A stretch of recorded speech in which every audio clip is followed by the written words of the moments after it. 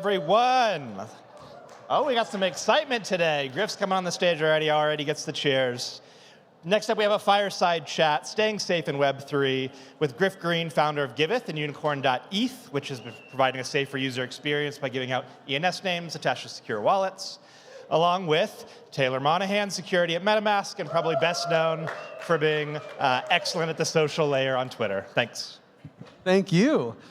So today we're going to talk about wallet safety, first for normal users and normal people, and then also for high-profile people. What do you do? And I have like kind of maybe a controversial question here, because just recently Bybit was hacked for the largest hack ever, $1.something billion. It was more before Ether tanked a little, but we actually have hundreds of thousands of users that are perfectly safe after the largest hack ever of a centralized exchange. Because they're centralized exchange users, they're okay, right? They weren't actually affected. Now, this is my question. Is it safer to actually be on a centralized exchange, a top-tier centralized exchange, or is it safer to hold a Metamask key?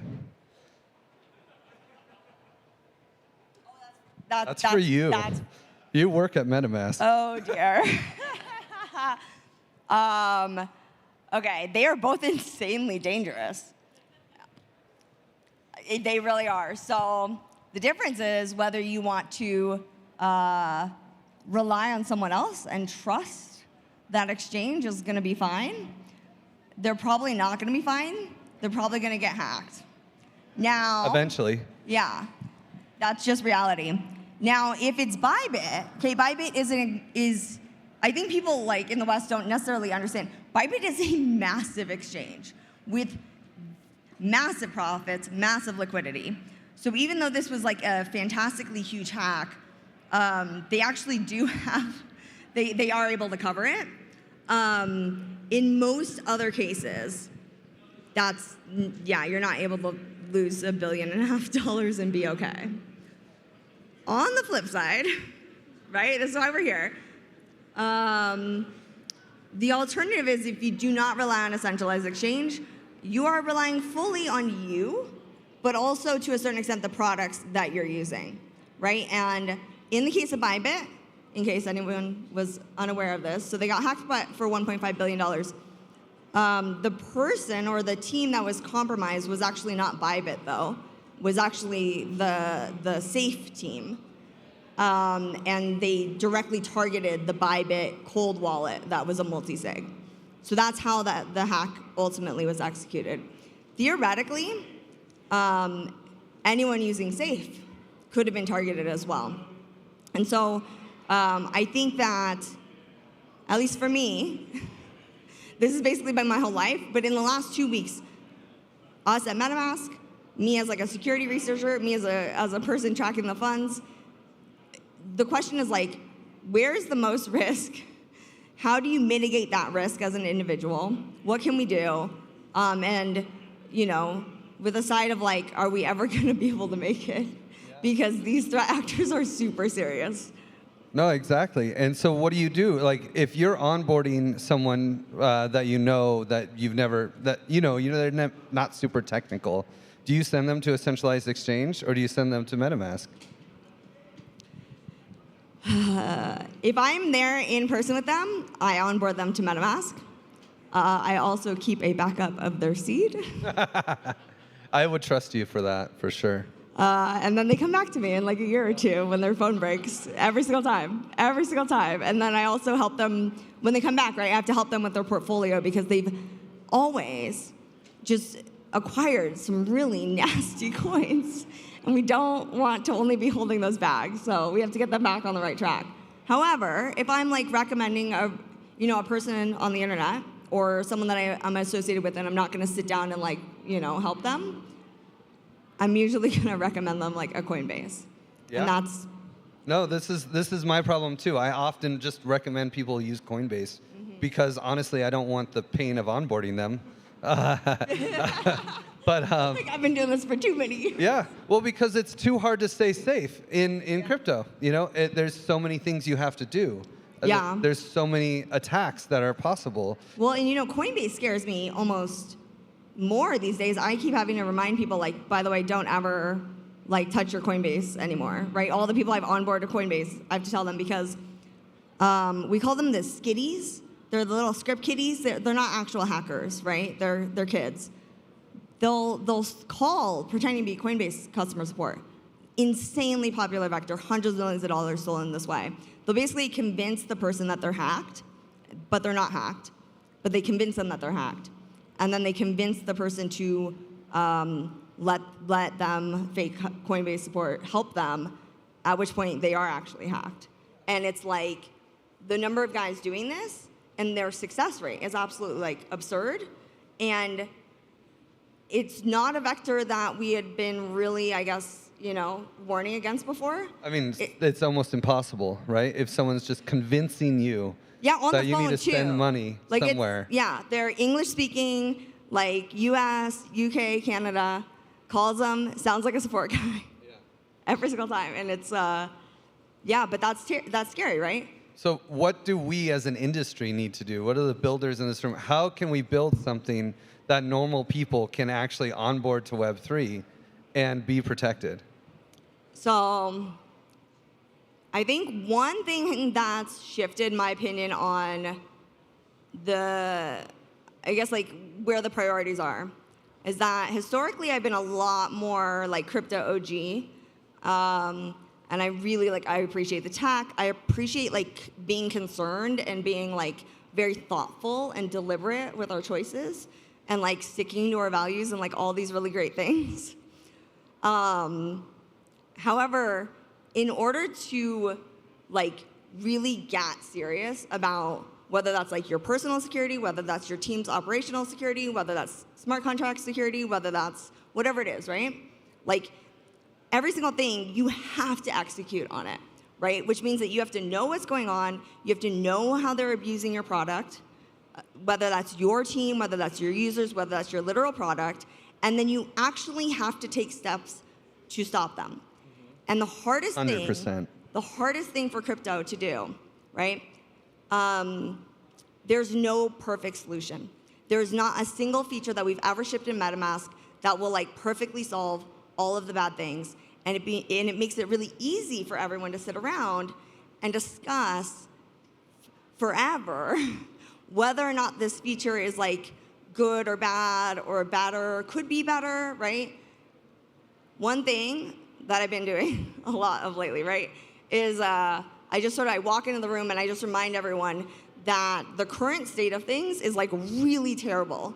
We're not doing absolutely nothing. It's atrocious. And so while all the teams are getting into the weeds on these really the finer details, especially theoretical problems. Yeah. Yeah, they love talking about theoretical security issues. Guys, we have enough real security issues. Exactly. Please do not go into the theoretical too. So I have to chill just for a second because unicorn.eth is a system that we're building to basically address all of the normal phishing attacks that I've seen nonprofits suffer on Giveth. Okay. And so $100 limit, otherwise you need a 2FA, daily limits. Smart contract wallets make it so easy. And soon 7702. Yes. Yes. I'm excited to see what MetaMask does with 7702. Dude, I'm really excited because I feel this is what we've been waiting for years. Exactly. And so I feel it's coming to fruition. And they keep coming to me and they go, Taylor, what should we be scared of? We're not scared enough. What should we? They're not. I am so proud of them for getting so close to shipping this that I'm it's great. I don't tell me anything. Just get it out there for because users. Genuinely, they've gone so deep on the experience, but also the security and the safety of it, that we could, that last 5-10%, we could spend another 5 years finessing and double checking and researching. It's too late. We need to ship it. And so 70702, by the way, allows you to turn an EOA into a smart contracts type experience. So the things that we do with Unicorn, where we have $100 daily limits, we have, if you want to send more than half your money, there's an hour time delay, for the Coinbase support phone calls. So at least you have a time to go check with your crypto expert. We have, we make it so that you can only connect. I don't know that MetaMask could do this, but we actually make it so you can only connect to the apps that have been approved by the admin. Yeah. So if they click a phishing link, nothing happens. So that is permissioned technology, and that is anti-crypto. So the way we deal with that is it's permissioned in this space, but you can go to another website and access permissionlessly, click the phishing link, connect to it, lose all your money. But at least in that... You can use MetaMask. Yeah, exactly. You can always withdraw to MetaMask and click the phishing link. But everyone in ETHDenver actually has this wallet embedded in their ETHDenver account. So we're working to provide safety for the community. No, I think, and I've been a big supporter, I think MetaMask is not and has not been in a position for a variety of reasons to do something like that, to ship it. But trust me, this is like one of the most talked about things because, really, guys, I've been doing this for years. The onboarding experience is atrocious. It's so bad. It's so bad. The worst. And the thing is that even like the least amount of onboarding that you can possibly do is still such a massive amount of information and like really critically important information. Like they have to like understand things conceptually and then take certain actions. And if they don't pay attention, like they're gone. Like they're donezo. Like maybe tomorrow, maybe next week, maybe next year. It'll happen eventually.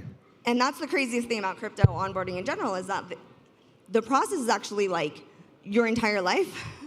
Like your entire crypto experience, every single day, you're sort of like constantly learning new things and re-understanding the concepts and getting safer and getting more secure. And I think that, in my opinion, like people should have the right to like do whatever they want, but most people like don't actually want that. Like they want to be in a... I feel like MetaMask is like a 747, And it just shouldn't be the first vehicle you drive. Yeah. You need a tricycle, right? Onboard people to a tricycle, and then eventually they can work themselves up to like a full-on commercial airline. Yeah. We are making improvements, though, to be clear. Like, we're not. MetaMask is getting a lot better, that's for sure. But we only have a short amount of time left, and I'm curious. What were we talking about? What do we? So there's, I'm a relatively high-profile target, we'll say. I'm on hundreds of multi-sigs.